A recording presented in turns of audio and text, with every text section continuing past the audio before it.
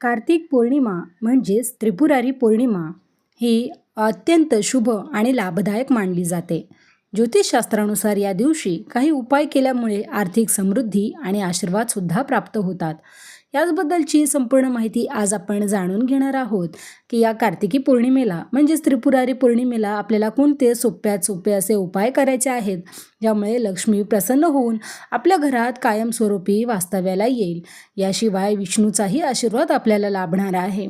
याशिवाय तुळशीला कोणत्या अशा गोष्टी आपल्याला अर्पण करायच्या आहेत, आवर्जून अर्पण करायच्या आहेत, ज्यामुळे माता लक्ष्मी आपल्यावर प्रसन्न होईल.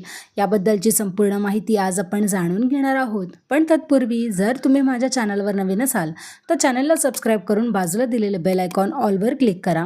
व्हिडिओ आवडला तर लाईक करायला विसरू नका. तसेच सगळ्यांबरोबर शेअरसुद्धा करा. चला तर मग व्हिडिओला सुरुवात करूया. आपल्या सर्वांना माहिती असेल की महिलांना कार्तिक स्वामी यांचे दर्शन वर्ज्य मानले जाते, म्हणजेच त्यांना त्यांचं दर्शन घेऊ देत नाहीत. परंतु या कार्तिक पौर्णिमेच्या दिवशी म्हणजेच त्रिपुरारी पौर्णिमेला विशेष करून महिलांना या देवाचे दर्शन घेता येऊ शकते.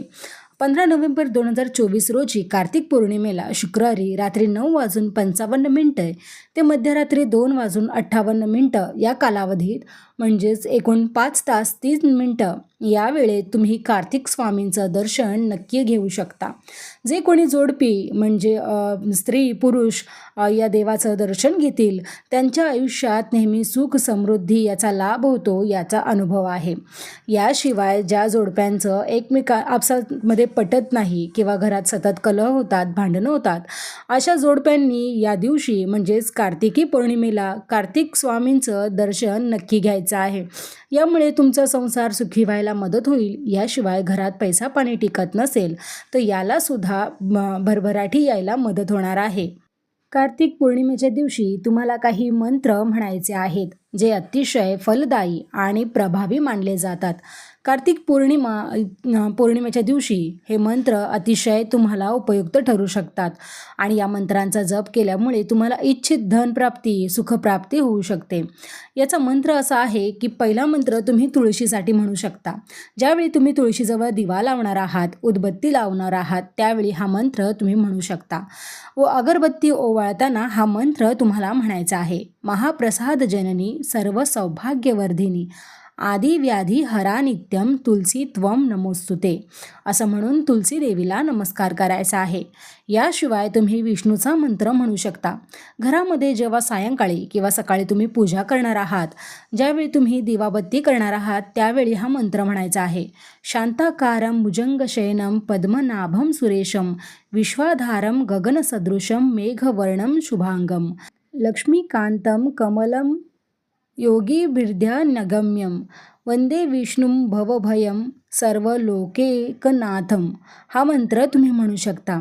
याशिवाय शिवाचा मंत्र तुम्हाला म्हणायचा आहे.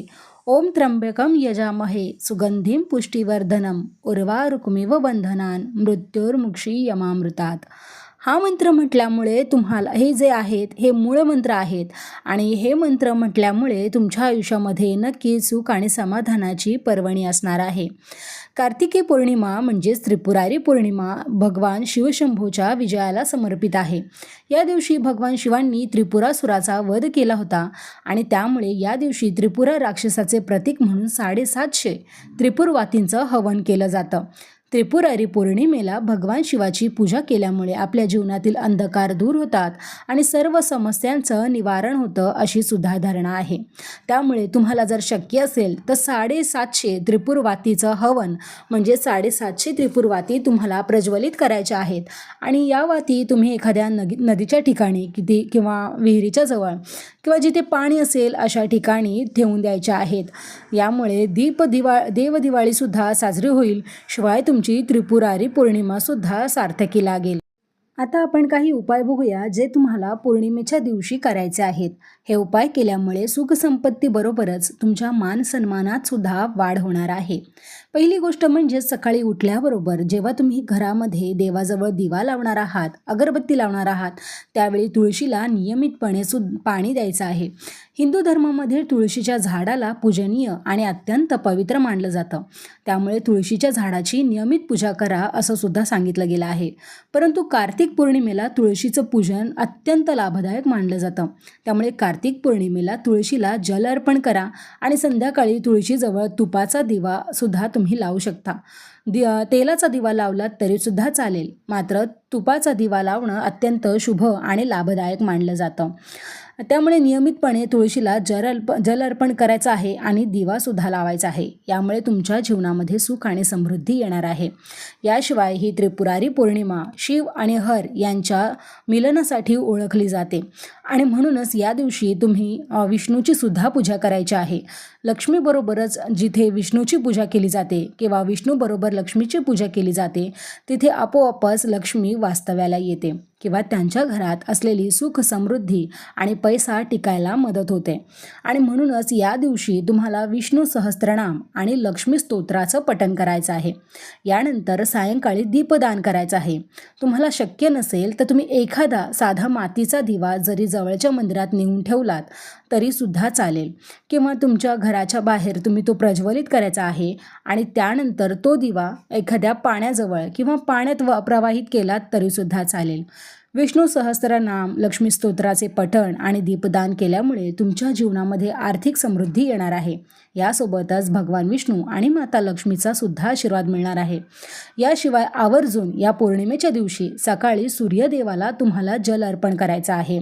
कार्तिक पौर्णिमेला सूर्यदेवाला जल अर्पण करताना तुम्हाला मंत्र म्हणायचा आहे, ओम गृणी सूर्याय नमः.